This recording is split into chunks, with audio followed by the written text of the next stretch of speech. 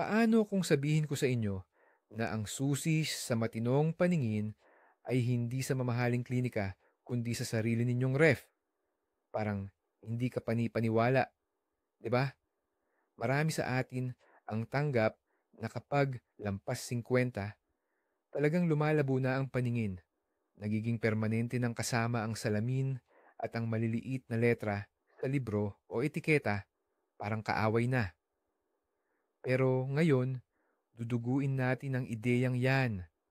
Ibubunyag natin ang sikreto ng tatlong pagkaing halos wala kang gagastusin na kayang-kayang paunlarin ang inyong paningin at makatulong na ipagpaliban o posibleng tuluyang makalimutan ang pagsusuot ng salamin. Hindi ito salamangka, kundi purong siyensiya sa nutrisyon. Siguraduhin na tapusin ninyo ang video na ito dahil ang pangatlong produkto ay talagang ikagugulat ninyo at sasabihin ko rin kung paano pagsasamahin ng tama ang mga regalo ng kalikasan na ito para sa pinakamabisang epekto. By the way, i-comment ninyo ngayon kung nagsusuot kayo ng salamin at kung naniniwala kayo na mapapabuti ang paningin sa pamamagitan ng tamang pagkain. Simulan na natin ang mahalagang diskusyon na ito. Bago tayo dumako sa ating tatlong bida, pag-usapan muna natin saglit. Bakit nga ba humihina ang ating paningin habang tumatanda? Hindi lang ito katandaan, kundi tiyak na mga prosesong pisyolohikal. Una, ang lens ng ating mata na parang lente ng kamera ay nawawala ng pagka-elastic habang tumatagal. Nahihirapan itong mag-focus sa malalapit na bagay. Ito ang tinatawag na presbyopia or age-related farsightedness. Pangalawa, ang gitnang bahagi ng retina, ang macula na responsable sa malinaw at detalyadong paningin ay maaaring masira. Ang prosesong ito, nakilala bilang age-related macular degeneration, ay isa sa mga pangunahing sanhi ng pagkawala ng paningin sa mga matatanda. At pangatlo, hindi natin pwedeng kalimutan ang katarata, ang paglabo ng lens ng mata. Lahat ng prosesong ito ay bumibilis dahil sa tinatawag na oxidative stress. Isipin ninyo, ang inyong mga mata ay patuloy na inaatake ng mapaminsalang molekula, ang free radicals, at ang tamang nutrisyon ang makapagbibigay sa ating mga mata ng hukbo ng mga tagapagtanggol, mga antioxidants, at ang kinakailangang building blocks. Kung gayon, simulan natin sa mas malawak na pananaw. Marami ang nag-iisip na para sa kalusugan ng mata, sapat na ang bumili lang ng mga bitaminang nakabote at ipinipinta sa mga patalastas sa botika. Pero ito ay simula pa lang. Ang ibabaw lang ng lahat. Ang ating katawan, kasama na ang ating mga mata, ay isang napakakomplikadong sistema. Mas gusto nitong makuha ang sustansya mula sa mga natural at buong pagkain kung saan ang lahat ng sangkap ay nagtutulungan at nagkakasundo. Ang sintetikong tableta ay hinding-hindi mapapalitan ang pagtutulungan. Ang likas na balanse ng mga bitamina, mineral at phytonutrients na likas na matatagpuan sa isang simpleng gulay o isda. Mahalagang maintindihan, ang kalusugan ng mata ay hindi mahihiwalay sa pangkalahatang kalusugan ng buong katawan. Tamang sirkulasyon ng dugo, matatag na antas ng asukal sa dugo, at ang kawalan ng matagalang pamamaga. Lahat ng ito ay direktang nakakaapekto kung paano mo nakikita ang mundo. Kaya ang pag-uusapan natin ngayon ay hindi tungkol sa mga magic pills, kundi sa pagbuo ng matibay na pundasyon para sa iyong paningin sa pamamagitan ng simple at abot-kayang pagkain. Bago natin pag-usapan ang mga susi sa malusog na paningin, linawin muna natin ang dalawang karaniwang maling akala na maaaring nagpapagulo sa isip ng marami. Unang mito, kung palaging mag-ehersisyo ng mata, ganap na babalik ang paningin. Ang mga ehersisyo sa mata ay tiyak na nakakatulong. Nakakapagpahinga ito sa pagod na kalamnan ng mata at nagpapabuti ng daloy ng dugo, lalo na kung madalas kang nakaharap sa computer. Ngunit hindi nito kayang gamutin ang katarata, pigilan ang macular degeneration, o ibalik ang dating lambot ng lente ng mata. Ito ay magandang suporta lamang, ngunit hindi ito lunas sa lahat ng sakit sa mata. Pangalawang mito. Ang paglabo ng paningin paglampas ng edad 50 ay dahil sa genes at wala na tayong magagawa tungkol dito. Siyempre, may papel ang genes, ngunit ito ay nagtatakda lamang ng predisposisyon or pagkahilig sa isang kondisyon. Pero kung ang pagkahilig na ito ay magiging tunay na problema, malaki ang depende sa ating lifestyle at higit sa lahat sa ating nutrisyon. Hindi natin kayang baguhin ang ating genes, ngunit maaari nating bigyan ang ating katawan ng mga kinakailangan para labanan ang mga pagbabagong dulot ng pagtanda. Ngayon, dumako na tayo sa ating unang produkto at ito ay walang iba kundi ang karot. Opo, opo, bago pa man kayo umirap at sabihing, alam ko na yan. Napakaraming alamat at maling paniniwala ang umiikot tungkol sa karot. Kaya panahon na para paghiwalayin ang totoo sa katang-isip. Ang pinakakilalang alamat ay nagsasabing ang karot daw ay nagbibigay ng halos superhero level na paningin sa gabi. Ang kwentong ito ay resulta lang ng propaganda ng militar ng Britanya noong panahon ng ikalawang digmaang pandaigdig para itago ang pagkakaroon ng mga bagong radar na nagpapahintulot sa kanilang mga piloto na makapagpabagsak ng eroplano ng kalaban kahit sa gabi. Ipinakalat nila ang sabi-sabi na ang kanilang mga piloto ay kumakain lang ng napakaraming karot. Nakakagulat nga ang tibay ng alamat na ito. Pero ibig bang sabihin ito, wala nang silbi ang karot? Hindi, syempre hindi. Ang totoo, ang tunay niyang super kapangyarihan ay hindi pala talaga doon nakasalalay. Hindi ka man nito bibigyan ng X-ray vision, pero lubos naman itong mahalaga para mapanatili ang kalusugan ng iyong retina. Ano nga ba ang totoong benepisyo ng carrots ayon sa agham? Ang matingkad nitong kulay kahel ay dahil sa mataas na nilalaman nitong beta-carotene. Kapag napunta sa ating katawan, ang beta-carotene ay nagiging vitamin A. At ang vitamin A ay isang mahalagang sangkap para makagawa ng espesyal na pigment na tinatawag na rhodopsin.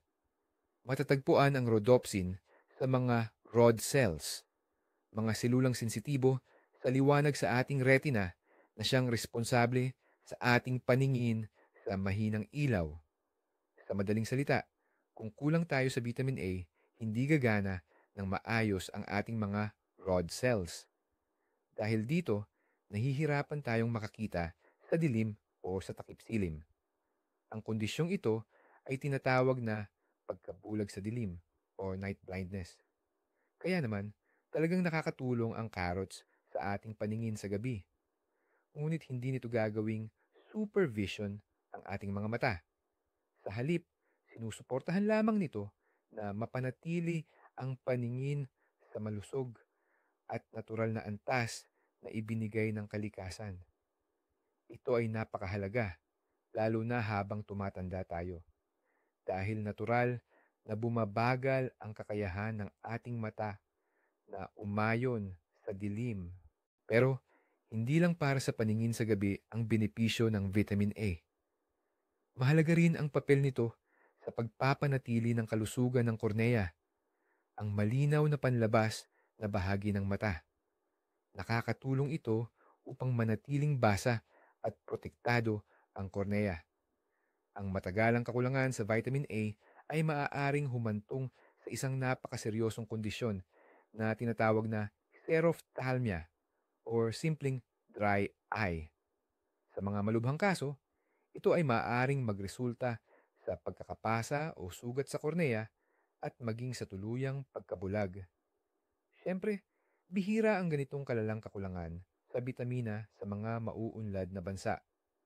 Ngunit Kahit katamtamang kakulangan ng vitamin A ay maaaring magdulot ng pakiramdam na may buhangin sa mata, panunuyo, at pagkairita.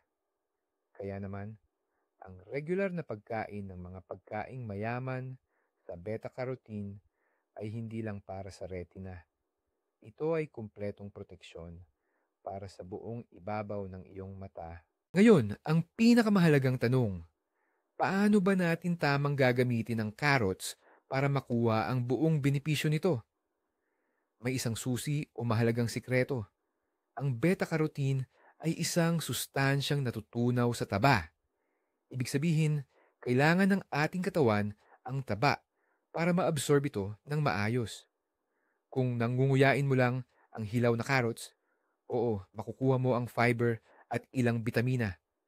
Ngunit, ang malaking bahagi ng mahalagang beta-carotene ay hindi maa-absorb at dadaan lang sa iyong sistema. Kaya, ang pinakamabisang paraan ay kainin ng carrots kasama ng kaunting healthy fats. Halimbawa, gumawa ng salad mula sa ginadgad na carrots at lagyan ng isang kutsarang olive oil or flaxseed oil bilang dressing. O kaya igisa ang carrots kasama ng iba pang gulay sa kawali na may kaunting mantika. Sa katunayan, ang pagluluto ay nakakatulong para masira ang matitigas na cell walls ng carrots. Dahil dito, mas nagiging madali para maabsorb ng ating katawan ang beta-carotene. Kaya, ang bahagyang nalutong carrots na may kasamang taba ay ang perpektong opsyon para sa mas maraming benepisyo. Ngayon naman, dumako tayo sa pangalawang produkto. Kung ang carrots ay parang gasolina para sa ating mga selulang sensitibo sa ilaw, kung gayon, ang ating susunod na bida ay parang natural na sunglasses or panangga para sa ating mga mata mula sa loob. At ito ay ang spinach at iba pang madidilim na dahon gulay tulad ng kale. Ano naman ang espesyal sa mga ito? Ang mga gulay na ito ay nangunguna sa pagkakaroon ng dalawang natatanging antioxidants, ang lutein at zeaxanthin. Ang kakaiba sa mga sangkap na ito ay ang kakayahan nilang direktang maipon sa mga tissue ng mata, partikular na sa makula, ang sentro at pinakamahalagang bahagi ng ating retina. Wala ng ibang antioxidants ang nakakagawa nito ng kasing epektibo. Lumilikha sila roon ng isang uri ng dilaw na pigment filter na nagpoprotekta sa pinong selula ng retina mula sa pinsala. Paano nga ba talaga gumagana ang lutein at zeaxanthin? Mayroon silang dalawang pangunahing tungkulin. Ang una, gaya ng nabanggit na natin, ay ang pagsala ng liwanag. Sinasala nila ang nakakapinsalang asul-lilang bahagi ng spectrum ng liwanag na siyang pinaka-agresibo at nakakasira sa mga photoreceptor.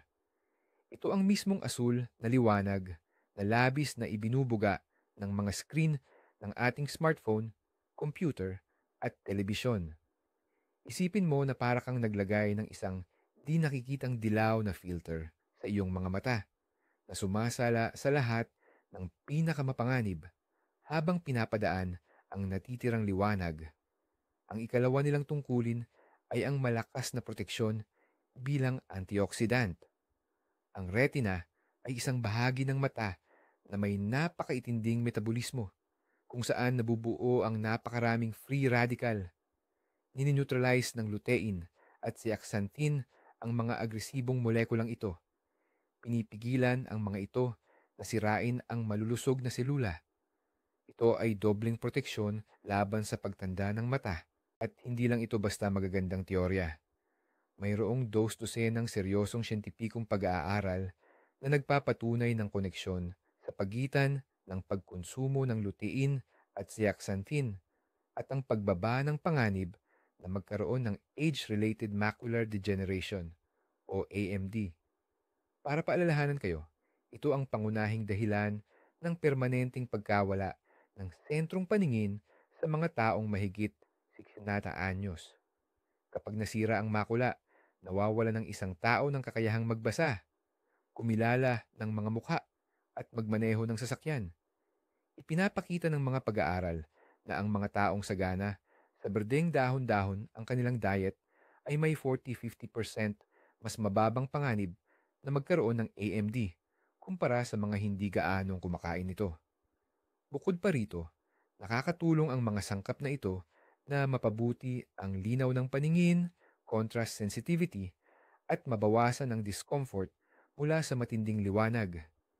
Nakakatulong din ang mga ito na pababain ang panganib na magkaroon ng katarata sa pamamagitan ng pagprotekta sa mga protina ng lente ng mata mula sa oksihenasyon at paglabo. Kaya, paano nga ba natin makukuha ang sapat na dami ng mga protektibong pigmentong ito? Mabuti na lang, napakasimple lang nito. Ang spinach, kale, Swiss chard, parsley, at broccoli ay pawang mahuhusay na pinagkukunan. Ugaliing isama ang kahit isa sa mga ito sa inyong pang-araw-araw na pagkain. Halimbawa, magdagdag ng isang dakot ng spinach sa inyong pang-umagang omelette o smoothie. Gumawa ng simpleng salad na may berdeng gulay para sa tanghalian. Mag-steam ng broccoli bilang side dish sa hapunan. Tulad ng sa carrots, mahalaga rin ang taba dito. Ang lutein at zeaxanthin ay fat-soluble din, kaya ang paglalagay ng olive oil dressing sa salad ay hindi lang magpapabuti ng lasa, kundi mas mapapabilis din ang pagsipsip ng mga sustansya. Nakakatulong din ang kaunting pagluto. Ang bahagyang nalutong spinach ay mas maraming lutein ang maibibigay kaysa sa hilaw. Minsan, may karaniwang pagkakamali tayong nagagawa pagdating sa pagkain ng gulay. Marami sa atin ang nag-iisip na sapat na ang isang malaking salad tuwing linggo para masiguro na ang benepisyo ng gulay sa buong linggo. Sa kasamaang palad, hindi ganoon ang sistema ng ating katawan. Hindi nito kayang mag-imbak ng mga sustansyang ito ng matagalan. Ang mahalaga ay ang regularidad at pagiging tuloy-tuloy. Gawin ninyong mahalagang bahagi ng inyong pang-araw-araw na dieta ang mga gulay. Kahit maliit lang na porsyon, basta't araw-araw. Isa pang pagkakamali, ang sobrang pagluto ng gulay. Ang matagal na pagkulo sa maraming tubig ay sumisira hindi lang sa lutein, kundi pati na rin sa maraming iba pang bitamina. Ang ideal na paraan ng pagluto ay pag-steam, mabilis na paggisa, o pagtitim ng gulay. Tandaan, ang layunin ninyo ay gawing mas madaling pasukin ang cell wall ng halaman, hindi upang sirain ang lahat ng sustansya sa loob nito. Huwag din kayong matakot mag-eksperimento. Green smoothies, creamy soups, or baked vegetable dishes. Napakaraming paraan para makakain ng gulay ng masarap at masustansya. Ngayon, tingnan natin ang pangatlo at marahil ang pinakahindi inaasahang kakampi para sa kalusugan ng ating mga mata. Kung ang karot ay nagsisilbing gasolina at ang spinach naman ay ating protektibong panala, ang ikatlong bida natin ay nagsisilbing pampadulas at pundasyon para sa buong sistema ng ating paningin. At ito ay matatabang isda. Ang mga isdang tulad ng salmon, mackerel, herring, sardinas, o tuna ay napakayaman sa omega-3 polyunsaturated fatty acids. Sa konteksto ng paningin, may isang partikular na fatty acid na nakakakuha ng ating pansin. Ito ay ang docosahexaenoic acid or mas kilala bilang DHA. Ang substance na ito ay hindi lang basta nakakatulong sa mata. Ito ay isang fundamental na bahagi ng istruktura nito. Isipin ninyo, hanggang 50%, 50% ng taba sa retina ng ating mata ay binubuo ng DHA. Ito ay nagiging bahagi ng mga lamad o membrane ng photoreceptors na ginagawa silang mas flexible at mas malambot. Bakit nga ba mahalaga ang pagiging malambot o flexible ng mga membrane?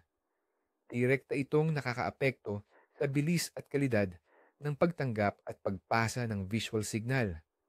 Sa bawat pagtama ng liwanag sa retina, may komplikadong serye ng chemical na reaksyon ang nagaganap. Ang DHA ang nagbibigay ng perpektong kapaligiran para sa mga reaksyong ito na nagpapahintulot sa mga protina sa loob ng membrane na mabilis na magbago ng hugis at maipasa ang impulso sa optic nerve papunta sa utak. Kung kulang ang DHA, tumitigas or nagiging hindi flexible ang mga membrane. Dahilan para bumagal ang buong proseso ng pagpasa ng signal. Pwedeng magresulta ito sa pagbaba ng linaw ng paningin at paghina ng kakayahang makakita ng kulay. Sa madaling salita, ang omega-3 ay parang langis na pumipigil sa ating komplikadong mekanismo sa paningin na kalawangin, tinitiyak ang maayos at mabilis na paggana nito. Kaya naman, napakahalaga ng sapat na pagkonsumo ng DHA para mapanatili ang mataas na kakayahan at paggana ng ating retina. Pero hindi lang yan. Ang omega-3 fatty acids ay kilala sa matinding kakayahan nitong labanan ang pamamaga. Ang malala at patuloy na pamamaga sa ating katawan ay isa sa mga pangunahing dahilan ng pagtanda at paglitaw ng iba't ibang sakit na karaniwan sa pagtanda, kasama na ang mga isyu sa mata. Ang omega-3 ang tumutulong apulahin ang mga sunog na ito sa ating katawan. Malaki rin ang papel ng omega-3 sa paglaban sa dry eye syndrome, isang karaniwan at nakakainis na problema ng maraming tao ngayon. Pinapabuti nito ang function ng meibomian glands sa ating mga talukap ng mata na siyang responsable sa paggawa ng lipid o matabang layer ng ating tear film. Ang layer na ito ang pumipigil sa mabilis na pagkatuyo ng luha at nagpapanatili ng tamang hydration para sa komportabling pakiramdam ng mata.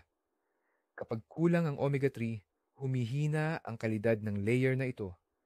Mabilis na natutuyo ang luha at doon natin nararamdaman ang hapdi, pangangati at pakiramdam na parang may buhangin sa ating mga mata.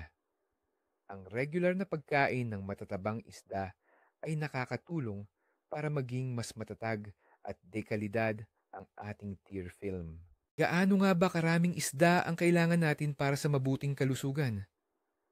Karamihan sa mga organisasyong pangkalusugan ay nagre-rekomenda na kumain ng 2 serving ng matatabang isda bawat linggo. Ang isang serving ay humigit kumulang 140 gramo. Mas mainam na pumili ng ligaw na isda dahil kadalasan ay mas marami itong omega-3 kaysa sa isdang pinalaki sa farm. Mas bigyan ng prioridad ang inihaw, nilaga o pinasingaw na isda. Ang pagprito sa mataas na temperatura ay maaaring makasira sa ilang taba na nakabubuti sa kalusugan. Kung sa anumang dahilan ay hindi ka kumakain ng isda, maaari mong isaalang-alang ang pag-inom ng di-kalidad na fish oil supplements.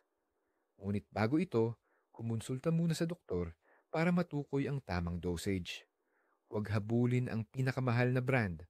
Ang mahalaga ay bigyang pansin ang nilalaman ng DHA at EPA, eicosapentaenoic acid, sa bawat kapsula. Pero paano na lang ang mga vegetarian at vegan? Hindi lang naman kasi isda ang tanging pinagmumula ng omega-3. Mayroon ding mga plant-based na pinagmumulan. Ito ay pangunahin ng flaxseed, chia seeds, walnuts, at hemp oil. Ang mga ito ay naglalaman ng alpha-linolenic acid, ALA, na pwedeng maging DHA at EPA sa loob ng ating katawan. Gayunpaman, may mahalagang punto rito. Ang proseso ng pagbabagong anyo na ito ay, sa kasamaang palad, hindi masyadong epektibo. Kaunting porsyento lang ng ALA ang nagko-convert sa DHA. Kaya, kung sumusunod ka sa plant-based na dieta, kailangan mong kumain ng mga pagkaing may ALA ng madami at araw-araw. Halimbawa, lagyan ng dinurog na flaxseed ang iyong lugaw at salads o kumain ng isang dakot ng walnuts araw-araw. Mayroon ding mga espesyal na vegan omega-3 supplement na kinukuha mula sa microalgae, ang orihinal na pinagmumulan ng mga fats na ito sa marine food chain. Ito ay isang napakagandang alternatibo sa fish oil. Ngayon nakilala na natin ang ating tatlong pangunahing sangkap. Pag-usapan naman natin ang pinakamahalaga, ang kanilang pagtutulungan o synergy. Dito nagsisimula ang tunay na bisa at magic kapag ang mga pagkaing ito ay nagtutulungan bilang isang koponan. Tingnan ninyo kung gaano kaganda ang nagiging resulta. Ang vitamin A na matatagpuan sa carrots ay fat-soluble o natutunaw sa taba. Kaya naman, ang malusog na omega-3 fatty acids mula sa isda ay nakakatulong para mas madali itong maabsorb ng ating katawan. Samantala, ang malalakas na antioxidants na lutein at zeaxanthin mula sa spinach ay nagpoprotekta sa mga sensitibong omega-3 fatty acids mula sa oxidation, hindi lang sa mismong pagkain, kundi maging sa loob ng ating katawan. Aba, napaka-perpekto ng kanilang pagtutulungan. Isipin ninyo ang isang super meal para sa ating mga mata. Inihaw na salmon, may kasamang bahagyang pinasingawang spinach bilang side dish, at sariwang salad na may ginadgad na carrots na binuhusan ng olive oil. Sa isang kainan na tulad nito, ibinibigay mo sa iyong mga mata ang lahat ng kanilang pangangailangan, mga building blocks o sangkap na panlinang, proteksyon mula sa mapaminsalang liwanag, at enerhiya para sa maayos na paggana ng mga photoreceptors. Mahalagang maiintindihan na ang wastong nutrisyon ay isang napakalakas na paraan para sa kalusugan, pero hindi ito ang nag-iisa. Para mapanatili ang iyong paningin sa mahabang panahon, kailangan ng kumpletong diskarte. Una, huwag kalimutan ang pag-inom ng sapat na tubig. Ang ating mga mata, tulad ng ating buong katawan, ay karaniwang binubuo ng tubig. Ang dehydration o kakulangan sa tubig ay maaaring magdulot ng pagkatuyo at pagkapagod ng mata. Uminom ng sapat na malinis na tubig sa buong maghapon. Pangalawa, protektahan ang iyong mga mata mula sa ultraviolet UV rays. Ang matinding sikat ng araw ay malaking banta sa pagkakaroon ng katarata at age-related macular degeneration o AMD. Siguraduhing magsuot ng dekalidad na salamin sa mata na may UV filter kahit maulap ang panahon. Pangatlo, bigyan ng sapat na pahinga ang iyong mga mata, lalo na kung mahaba ang oras sa harap ng computer. Sundin ang 20-20-20 rule. Tuwing 20 minuto, magpahinga ng 20 segundo at tumingin sa isang bagay na 20 talampakan o 6 na metro ang layo mula sa iyo. Nakakatulong ito para makapag-relax ang mga kalamnan ng iyong mata. Bilang pagtatapos ng bahaging ito, idiin nating muli, ang pangangalaga sa ating paningin ay parang isang maraton, hindi isang maikling karera. Hindi dapat tayong umasa ng agarang himala pagkatapos kumain ng isang platong salad lang. Ang mga sustansya ay kailangan munang maipon sa mga tisyo ng ating mata at mangangailangan ito ng sapat na panahon. Ngunit sa pagdaragdag ng mga simpleng pagkaing ito sa ating pang-araw-araw na dieta, gumagawa tayo ng isang pangmatagalang pamumuhunan para sa ating kalusugan. Hindi lamang tayo lumalaban sa mga sintomas, inaalis natin ang mismong ugat ng mga pagbabagong dulot ng pagtanda. Bawat dahon ng spinach na iyong kakainin, bawat karot, bawat piraso ng isda, ito ay isa pang matibay na blok sa pader na nagpoprotekta sa iyong mga mata mula sa mapanirang epekto ng panahon at ng ating kapaligiran. Ito ay isang matalinong pagpili para sa isang malinaw at matalas na paningin sa mundo na mananatili sa iyo sa mahabang mahaba pang mga taon. Simulan mo na ngayon at magpapasalamat sa iyo ang iyong mga mata bukas, kaya upang buo din ang lahat. Ngayon, nalaman natin na may tatlong simple at murang pagkain na maaaring maging matalik nating kaibigan sa pagpapanatili ng matalas na paningin. lalo na kapag lampas na tayo sa edad na 50. Una, ang karot na pinagmumulan ng vitamin A para sa maayos na paggana ng retina. Pangalawa, ang spinach at iba pang madahong gulay. Ito ang nagsisilbing panloob nating sunglasses dahil mayaman ang mga ito sa lutein at zeaxanthin. At pangatlo, ang matatabang isda. Nagbibigay ito ng essential omega-3 fatty acids na mahalaga para sa pagbuo at pagpapanatili ng malusog na buong sistema ng ating paningin. Pero, ang pinakamahalagang aral dito ay hindi lang tungkol sa mga pagkain mismo. Ang pinakamalaking sikreto ay ang pagkaunawa na may kontrol tayo sa kalusugan ng ating mga mata. Itigil na ang pag-iisip na ang paglabo ng paningin ay isang tiyak na kapalaran. Simulan nating tingnan ang pagkain bilang ating gamot. Ang kalusugan ng iyong paningin bukas ay direktang nakasalalay sa kung ano ang nasa iyong plato ngayon. At para sa akin, ito ang pinaka nakaka-inspire na balita. Kung nakatulong ang video na ito at may natutunan kayong bago, pakiusap, suportahan ang aming channel. Mag-like, mag-subscribe at i-click ang notification bell para hindi ninyo mapalampas ang aming mga bagong episode. Maraming salamat sa inyong panonood hanggang sa huli. Ingatan ninyo ang inyong sarili at ang inyong mahalagang paningin. Ngayon, may tanong ako sa inyo. Anong mga pagkain para sa kalusugan ng mata ang kinakain ninyo? Baka mayroon kayong sariling family recipes o mga sikreto. Ibahagi ninyo sa comment section sa ibaba.